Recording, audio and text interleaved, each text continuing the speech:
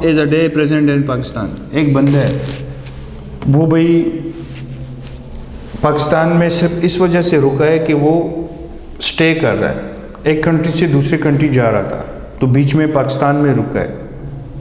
कोई ऐसी कंट्री जो पाकिस्तान बंदा ट्रैवल करे और बीच में पाकिस्तान में स्टे आ जाए, किसी भी कंट्री में बंदा जाए, फॉर एग्जांपल यूएस से बंदा आ रहा है, चाइना आ रहा है, बीच में पाकिस्तान में रुक गया एक दिन, सही है, तो ये अब स्टे के पर्पज़ से नहीं आया, बल्कि ट्रैवलिंग कर रहा है तो बीच में एक स्टॉप है, ब्रेक है, या जहाज़ उसका इधर चेंज हो रहा है, सही है, या गाड़ी चेंज कर रहा है, जो भी है, चाहे वो एक दिन हो 2 दिन हो, तो वो हम इसमें काउंट नहीं करेंगे, इन ट्रांजिट है।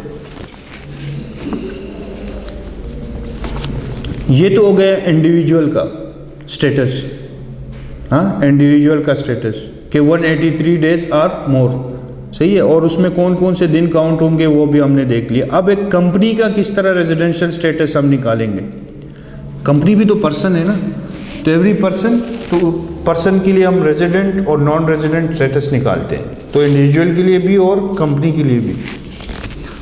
अ company shall be a resident company in Pakistan for a tax year if it is incorporated or formed by or under any law in force in Pakistan. अब देखो कंपनी तो ट्रैवल नहीं करती ना, इंडिविजुअल में तो ये कि बंदा इधर है या बाहर है, कितने दिन इधर रहा, अब कंपनी तो इधर ही रहेगी, एक बात है ना, अब कंपनी तो नहीं बाहर जा सकती, तो कंपनी का स्टेटस जब आप निकालेंगे रेजिडेंशियल, कौन सी कंपनी रेजिडेंट कंपनी होगी, तो ये क्या बता रहा है, इट इज़ इनकॉर्पोरेटेड और फॉर्म्ड बाय और under any law in force in Pakistan. ये कंपनी पाकिस्तान में ही बनी है, क्या मतलब, पाकिस्तान में रजिस्टर्ड है, मतलब कि जितनी कंपनीज पाकिस्तान में बनी है कंपनीज एक्ट के थ्रू SECP में रजिस्टर्ड हुई, तो वो सारी कंपनीज क्या है, रेजिडेंट है, ठीक है भाई। जो भी कंपनी पाकिस्तान में रजिस्टर्ड है किसी भी लॉ के अकॉर्डिंग, तो वो क्या है, रेजिडेंट कंपनी। दूसरा पॉइंट क्या है, the control and management of its affair is situated wholly in Pakistan at any time in the year. ये इंपॉर्टेंट। अब कोई कंपनी पाकिस्तान में रजिस्टर्ड नहीं है, फॉरेन कंपनी है, पहले हमने पढ़ा था ना कि जो भी कंपनी पाकिस्तान में रजिस्टर्ड होगी वो क्या होगी, रेजिडेंट कंपनी होगी। लेकिन फॉर एग्जांपल कोई कंपनी पाकिस्तान में रजिस्टर्ड नहीं है, तो क्या वो रेजिडेंट कंपनी नहीं होगी, होगी, उसके लिए ये बात है। दूसरा पॉइंट क्या है, the control and management, the control and management of it's affairs is situated wholly in Pakistan at any time in the year.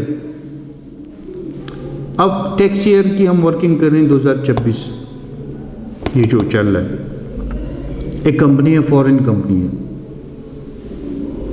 इसका हेड ऑफिस उधर है, लेकिन उसका एक ऑफिस इधर बना हुआ है, सही है, और उसकी मैनेजमेंट इधर प्रेजेंट है, बंदे हैं, मैनेजमेंट मतलब ये नहीं है कि गोरे बैठे हुए हैं, लोकल भी हो सकते हैं, लेकिन वो मैनेजमेंट इधर बैठे ऑफिस में, ऑफिस है और लोग बैठे हुए हैं उस टैक्स ईयर में, प्रेजेंट है वो मैनेजमेंट इधर, तो ये कंपनी फिर क्या हो जाएगी, रेजिडेंट कंपनी हो जाएगी।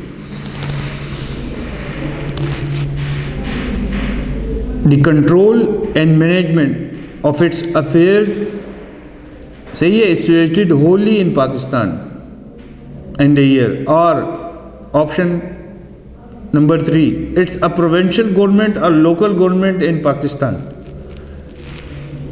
तो प्रोविंशियल और लोकल गवर्नमेंट भी क्या है, रेजिडेंट है। A resident association of person, section 84, an association of person shall be a resident association of person for a tax year if the control and management of the affairs of the association is situated wholly or partly in Pakistan at any time in the year। Company के लिए जो बात है ना, कि इस control and management of its affair is situated in Pakistan होल्डली का वर्ड है, कंप्लीटली, इन पार्ट नहीं।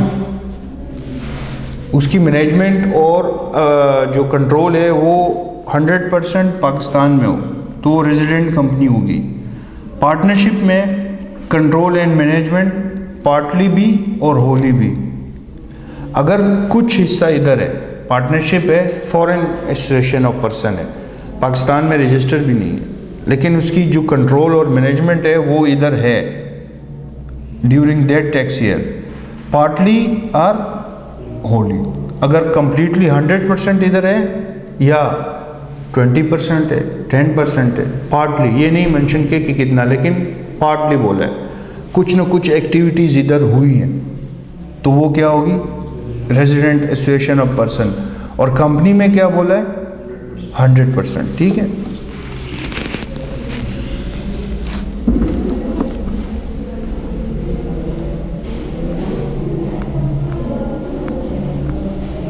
अच्छा ये आप कर लोगे example. Determination of tax liability, ये इंपॉर्टेंट है।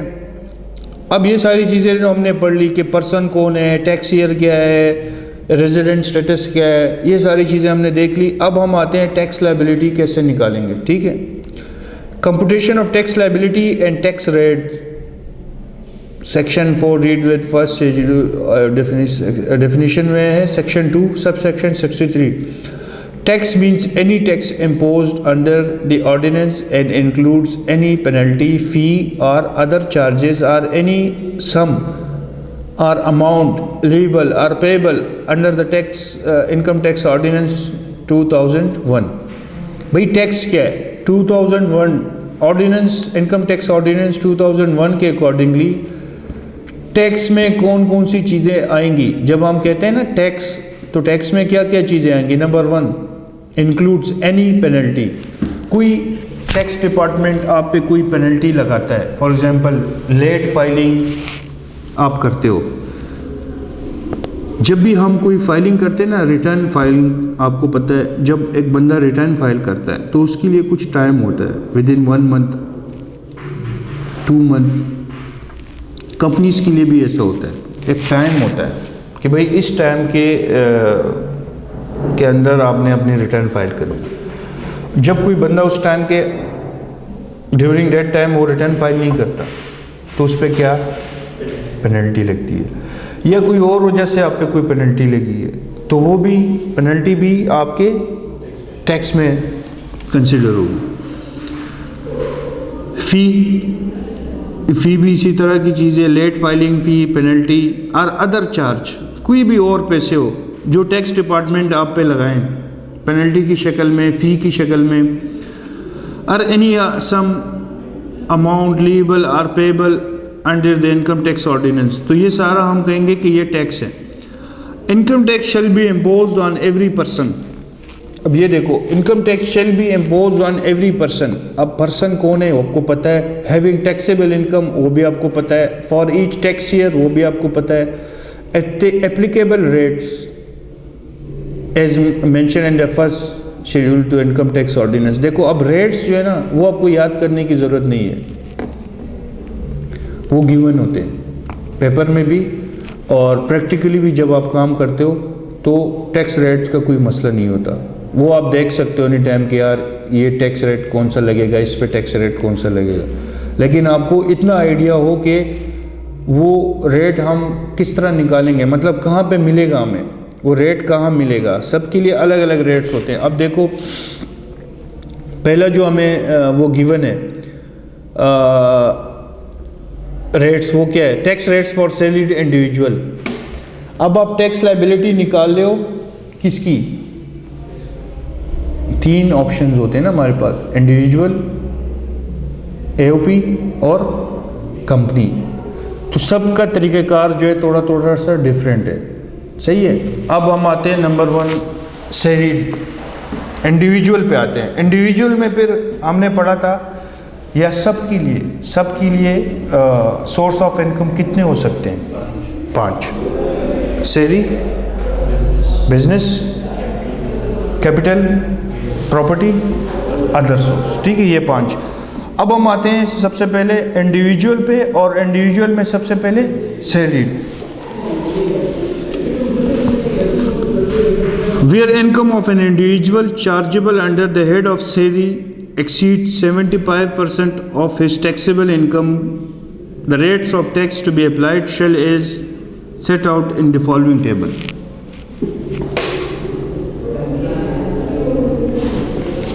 ये ज़रा समझो।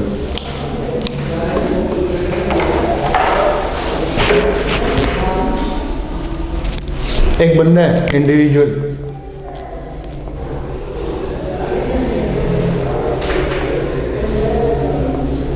अच्छा इसकी इनकम है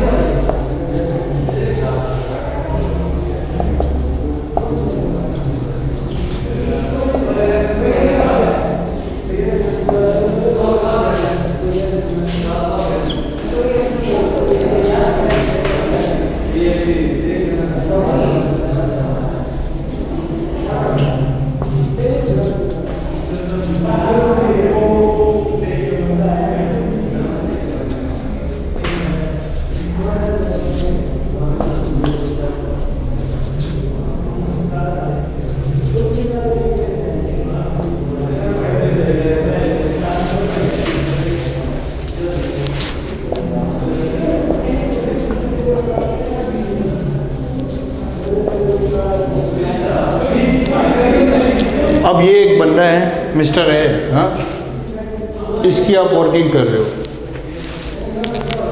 अब इसकी 3 हेड्स आ रहे हैं जहाँ से इसको इनकम आ रही है। नंबर 1 सैलरी इनकम, एक इसका फ्लैट शेट है, उससे भी थोड़ा बहुत रेंट आ रहा है, और एक बिजनेस है, उससे भी पैसे आ रहे हैं 5 लाख। टोटल इनकम कितनी हुई? 22 लाख। अब मसला ये है कि भाई सैलरी के लिए अलग रेट्स हैं, प्रॉपर्टी के लिए और बिजनेस के लिए। अब मुझे बताओ, इसकी टोटल इनकम तो 22 लाख है। अब ये हम किस कैटेगरी में इसको रखें रेट लगाने के पॉइंट ऑफ व्यू से? इसकी ये इनकम को हम सैलरी इनकम में डालें, टोटल रेट सैलरी के लगाएं, बिजनेस के लगाएं, प्रॉपर्टी के लगाएं।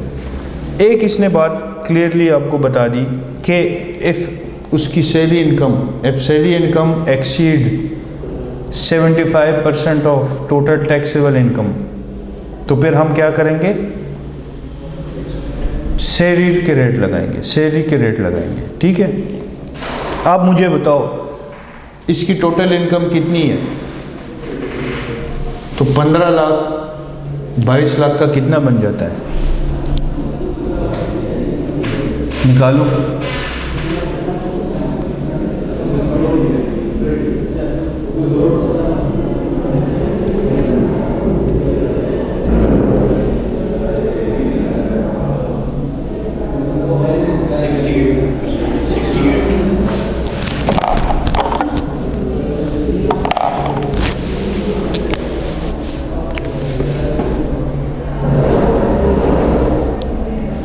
आप करो,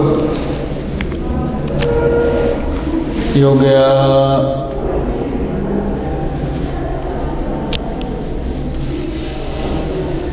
30,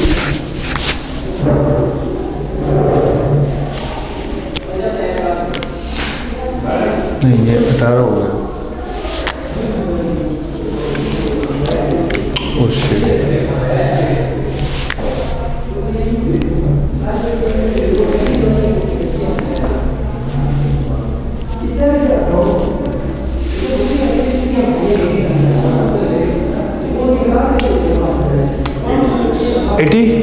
सिक्स, मतलब 19 लाख उसकी सैलरी इनकम है, बाकी भी इनकम आ रही है लेकिन बहुत कम है।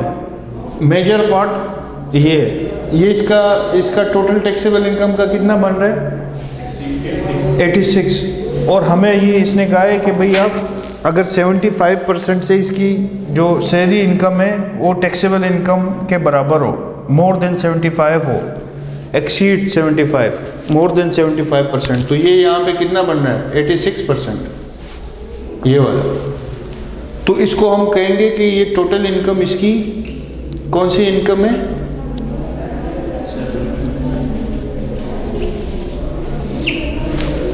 फिर हम इसको अलग अलग ट्रीट करने की ज़रूरत नहीं होगी। फिर हम कंसिडर करेंगे कि यार ठीक है, इसकी थोड़ी बहुत इनकम तो इधर से भी आ रही है, इधर से भी आ रही है, लेकिन ये बहुत कम है। 75%, मोर देन 75% इसकी जो इनकम है वो सैलरी है। तो ये बंदा क्या होगा? Salaried individual.